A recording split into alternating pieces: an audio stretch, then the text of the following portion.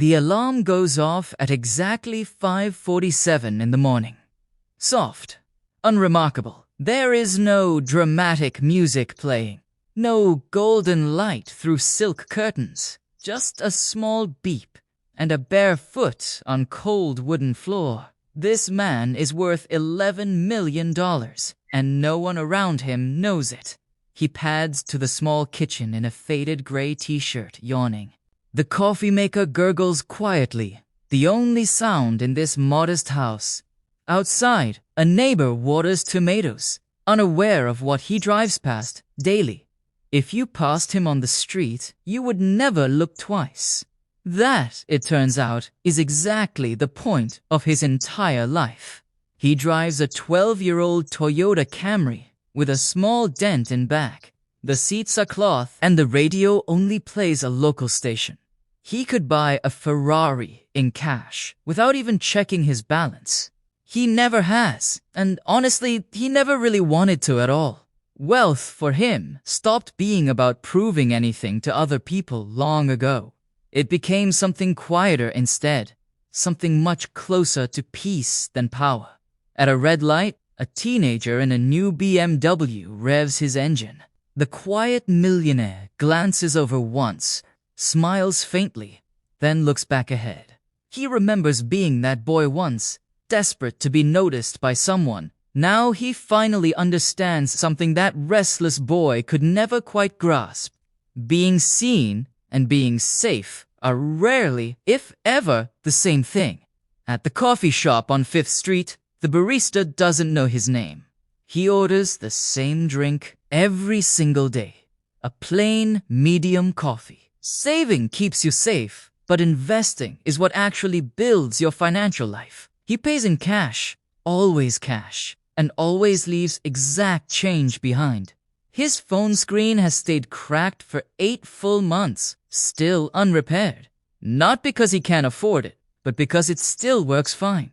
Nobody here has ever asked what he does or where he works.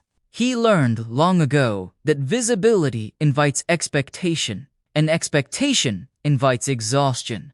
He sits by the window with his coffee, watching the city wake up. A woman nearby complains loudly about her landlord raising rent again this month. He could pay off her entire building without noticing the money leave. Instead, he sips his coffee, says nothing, and simply lets her vent. This restraint, this constant, quiet restraint, is the hardest part of wealth. That same invisibility, though, hasn't always felt quite so comfortable to him. Once, at a car dealership, a young salesman barely looked his way twice. He wore old sneakers that day and carried a worn canvas bag. The salesman assumed, quickly and wrongly, that he couldn't afford anything there. He was directed, almost dismissively, towards the used cars parked out back. He didn't correct him, didn't mention the 11 million sitting quietly untouched. Instead, he simply thanked the man and walked back to his Camry. Some people would call that moment humiliating, even quietly, deeply insulting somehow. He calls it something else entirely, proof that his disguise still worked. Respect that comes from a car or a watch was never real respect. He would rather be underestimated 1,000 times than be endlessly chased. People assume money solves fear, but for him, it only relocated it. He used to fear not having enough, lying awake, doing frantic mental math. Now, he fears something stranger, something almost nobody warns you about beforehand. He fears what money does to the people who find out he has it. Friendships shift, family gatherings shift. Even old laughter starts sounding different somehow. He once told an old friend about a small investment that succeeded well. The friendship never fully recovered from that one careless, honest conversation between them. That is when he decided secrecy wasn't shame, but simple self-protection instead. Silenced, he slowly realized, could be an act of love, not deception. He remembers a different man from years ago. Loud, glossy, always performing wealth. That man wore his watch like armor, his car like a warning shot. Everyone admired him from a distance, and almost nobody actually trusted him. That man, an old business partner, lost almost everything within 3 short years, not because the market crashed, but because the performance became too expensive. Status, it turns out, comes with a subscription fee that never stops. Our millionaire watched that collapse from a careful, comfortable, deliberate distance away. It confirms something he already suspected about visibility and lasting personal freedom. The quietest people in any room are often the safest ones there. Back in the present, it is 9:15 and he sits in a small office. The office sits above a dry cleaner, unmarked, with one plain wooden desk. His accountant, someone he has trusted for years, reviews the quarterly numbers. There is a request on the table. A struggling local charity needs funding. He could write a check large enough to make headlines across the city. Instead, he asks for the gift to be listed as fully anonymous. His accountant pauses, then asks quietly why he never takes any credit. He looks up, considers the question, and finally gives her a real answer. Credit, he says, is just another word for a target on your back. She writes the check, and neither of them mentions it again after that. She writes the check, and neither of them mentions it again after that. 300 families will eat better this winter and never know his name.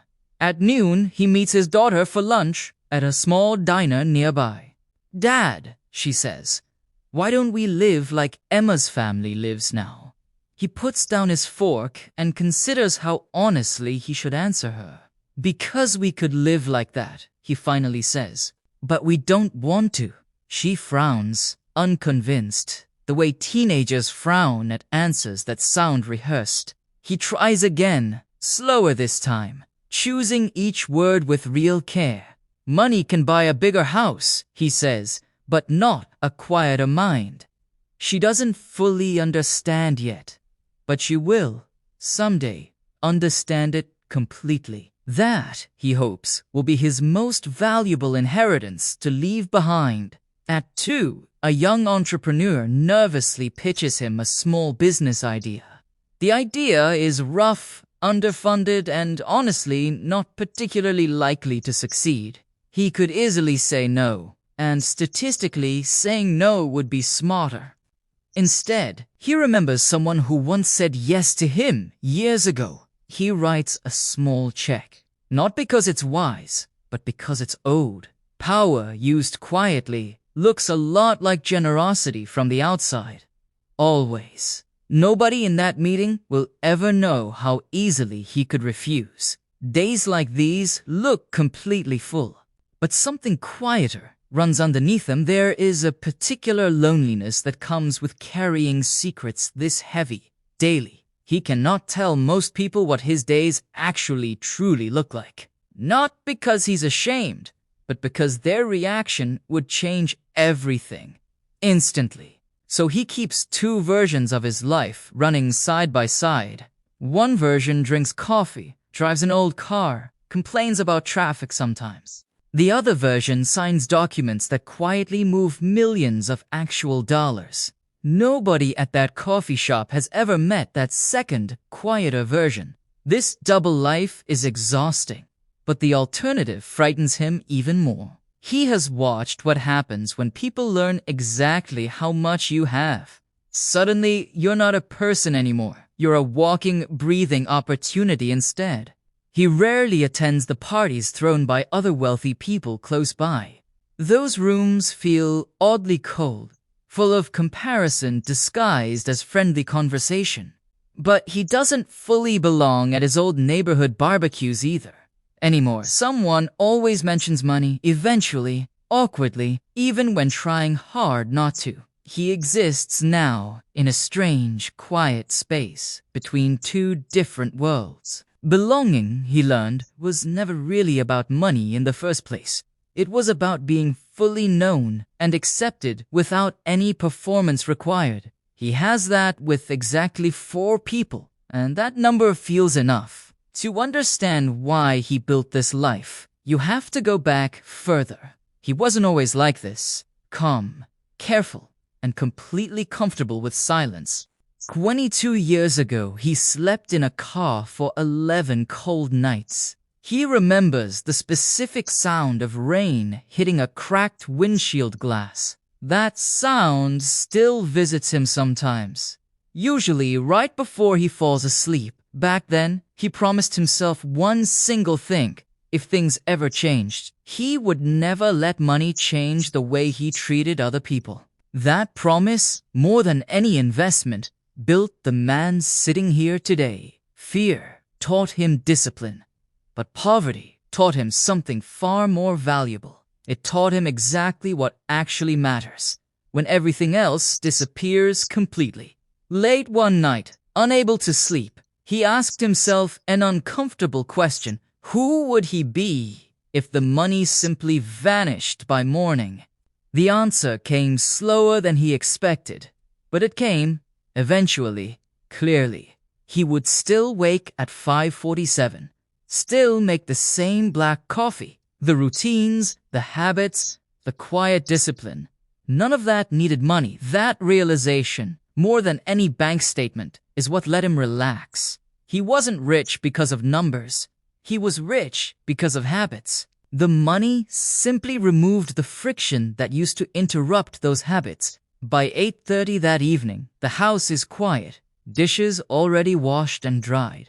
He sits on the porch with tea, watching streetlights flicker on outside. No phone calls tonight, no urgent emails demanding his immediate personal attention. He built that boundary deliberately, brick by brick, over many careful years. Most people chase money hoping it will finally buy them some peace. He learned that peace has to be built first, then simply protected. Money simply protects whatever you had already decided was worth protecting anyway. Somewhere across town, a different man checks his portfolio for the 10th time. He has 3 times the net worth and 1/10 the calm. Wealth was never really the goal. It was only ever the vehicle. At 10:15, he turns off the porch light and heads back inside quietly. Tomorrow, the alarm will go off again at exactly 5:47.